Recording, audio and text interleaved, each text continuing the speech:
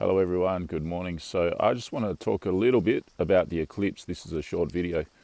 So with the advent of this latest eclipse in the United States, a few questions have arisen on Twitter and different places on BitChute about, so is it actually the moon that's eclipsing the sun? Because all my life I've just assumed, I've just taken it for granted that eclipses, they're boring, they're just whatever. Occasionally the moon will go in front of the sun, block out the sun for about 5 minutes, 4 minutes, then it's over. So what? It gets dark, gets light, so what? And then a video surfaced that sort of encapsulates this whole drama on BitChute and Twitter. And it's probably a fake video, but it's got the creative juices flowing with a lot of people. It's got people thinking. So it may not be a fake video. I'm assuming it's a fake video. The guy basically has his eclipse glasses in his phone and he looks up at the eclipse and you can see the eclipse, and then he takes the eclipse glasses off and he looks off to the left and there's the moon. And he's like, well, if the moon's there, how can the sun be getting eclipsed there? What's eclipsing the sun? And the main point to me that is a mystery that no one can answer so far, if you can answer it, then good. If you show me the proof, I'll be like, all right, that's that problem solved. That's that mystery solved. But so far, I haven't been able to find the answer to this mystery. Is the thing that eclipses the sun, you don't see it arriving to the sun and you don't see it departing the sun. So surely, it's well known that you can sometimes see the moon in the sky. Sometimes you can see the moon in the sky at the same time as the sun.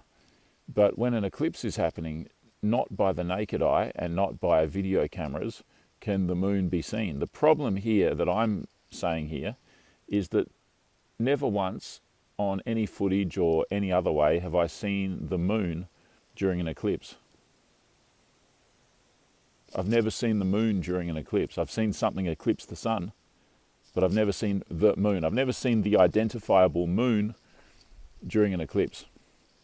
Surely you'd see it tracking across the sky from far away and then get to the sun, eclipse the sun, and then keep going and tracking across the sky. Surely you'd see that. But you don't see that. Just the sun goes black and then it goes bright again. And the eclipsing of the sun is reminiscent of the full 28-day moon phase, where the moon does those crescents. The sun goes like in those crescents, almost like the sun is dipping into ether, dipping in or out of the dome, and then if it's liquid, and then back into it again. It's the same effect as dipping a dinner plate into the dishwashing liquid and then dipping it out again.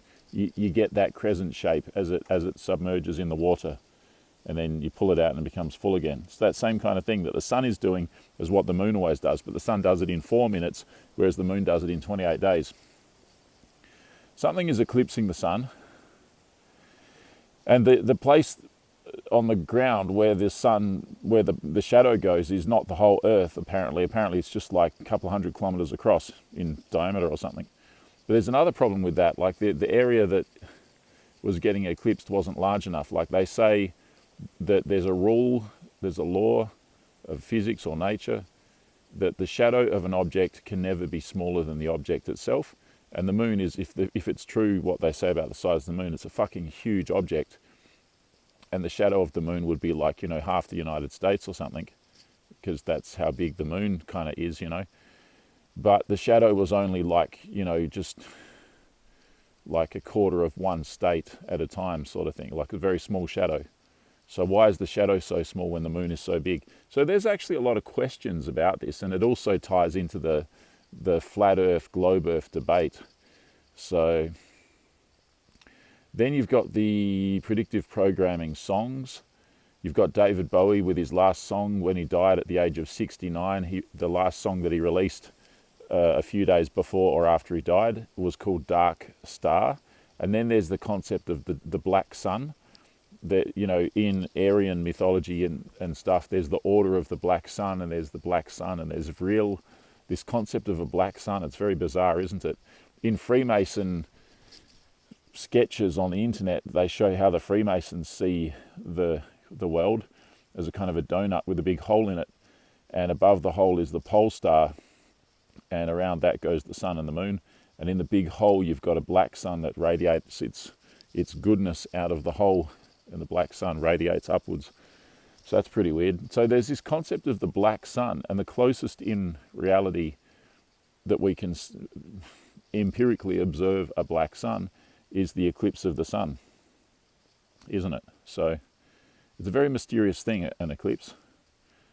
I always thought it was such a boring thing, but now it's all got me thinking about what the heck is going on there.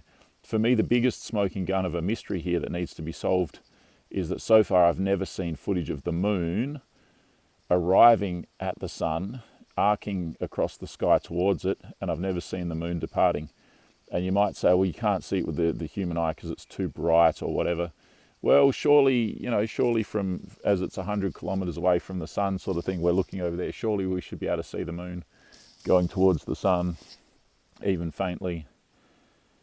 Surely with some camera, some special camera with a special lens, or surely a computer-controlled, servo-actuated, electronically servo-maneuvered telescope would be able to track the path of the said moon, and surely like that you'd be able to get some glimpse of the moon, even if you couldn't see it. Like if you recorded what the telescope was seeing, surely you'd be able to see a very faint moon. So there's got to be some way to see the moon tracking towards the sun and away from the sun before and after an eclipse. And so far, no one has seemed to be interested in this subject until recently. So I hope someone in astronomy, amateur astronomy or something, someone with, I don't know, like a camera that can sense heat, can look at the moon or something, or brightness, and I'm not talking about image manipulation, but I'm saying we need some way to see, maybe in different wavelengths of light or something, to confirm that the moon is actually there. So in short, it's not at all confirmed that the moon eclipses the sun when there's an eclipse of the sun. So if it's not the moon eclipsing the sun, then what the hell is it?